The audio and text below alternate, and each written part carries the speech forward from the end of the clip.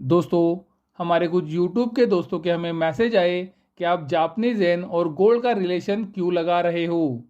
Japanese yen अगर ऊपर जाता है तो गोल्ड के अंदर तेजी क्यों बनेगी। दोस्तों, ये वीडियो के अंदर हम आपको अभी बताने वाले हैं और वो भी डिटेल में कि जापानीज येन और गोल्ड का क्या रिलेशन है। उससे पहले हम आपको बताना चाहेंगे कि आपको ये पता होना चाहिए कि करेंसी मार्केट हो, गोल्ड मार्केट हो या फिर स्टॉक मार्केट, ये एक दूसरे से कनेक्टेड है। दुनिया के अंदर जो ये मार्केट ऑपरेट करते हैं ये एक दूसरे से हमेशा कनेक्टेड ही रहते हैं, तो हमें इन सब कनेक्शन के ऊपर ध्यान रखना चाहिए।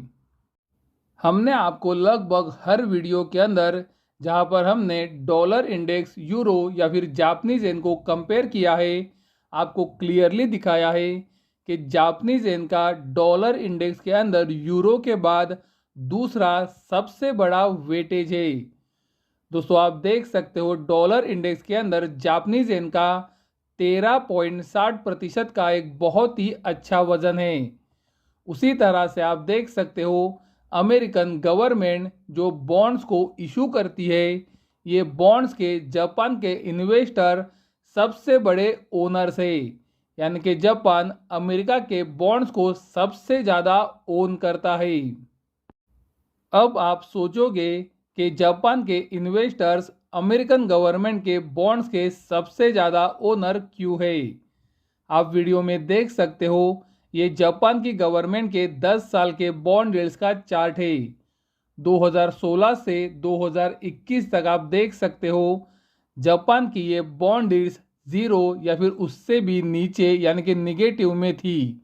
यानी कि ये 5 साल जापान की बॉन्ड यील्ड्स ने जापान के इन्वेस्टर्स को निगेटिव रिटर्न दिया और इसीलिए उन्होंने अमेरिकन गवर्नमेंट के बॉन्ड यील्ड्स के अंदर इन्वेस्ट किया जहां पर जापान की बॉन्ड से ज़्यादा रिटर्न बन रहा था।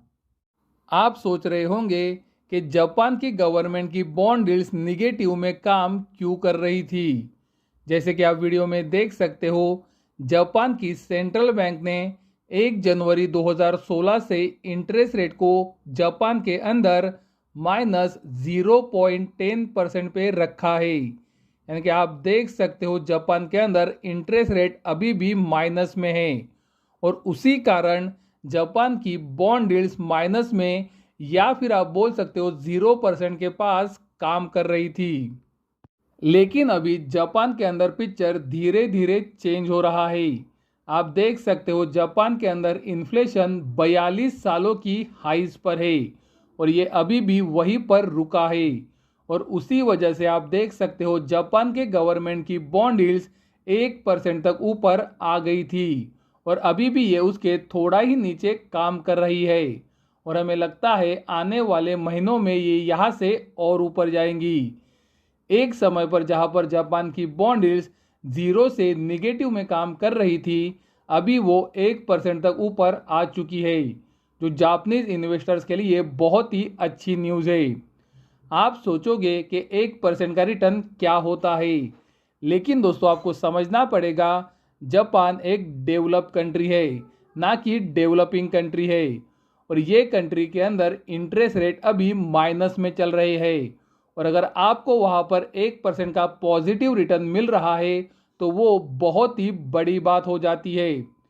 दोस्तों, अगर उन्हें उनकी ही कंट्री के अंदर 1% का रिटर्न मिल रहा है तो वो अमेरिका के अंदर ज़्यादा इन्वेस्टमेंट के बारे में नहीं सोचेंगे और पॉसिबल है कि अमेरिकन गवर्नमेंट की बॉन्ड्स जो वो ओन करते हैं उनके अंदर वो बिकवाली भी कर सकते हैं, जो डॉलर इंडेक्स के लिए निगेटिव संकेत है।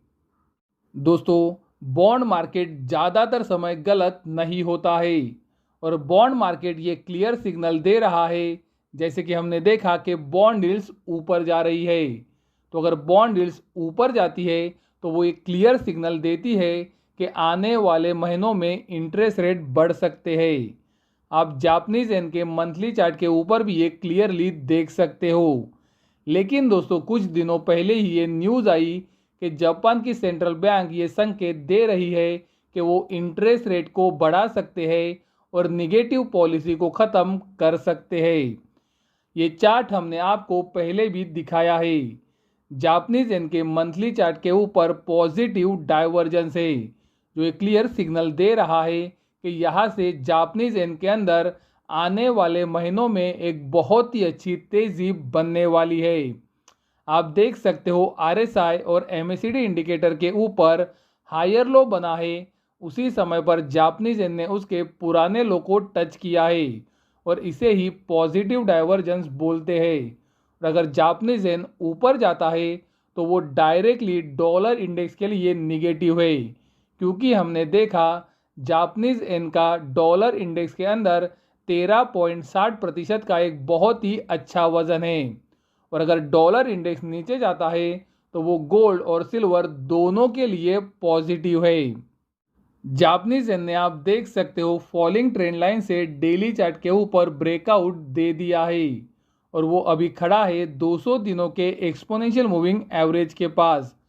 तो 200 दिनों के एक्सपोनेंशियल मूविंग एवरेज के ऊपर जैसे ही जापानीज येन क्लोजिंग देता है, हमें लगता है जापानीज येन के अंदर आने वाले दिनों में एक बहुत ही अच्छी तेज़ी बनेगी और ये डॉलर इंडेक्स के लिए निगेटिव संकेत है और गोल्ड सिल्वर के लिए इसीलिए ये पॉजिटिव संकेत है।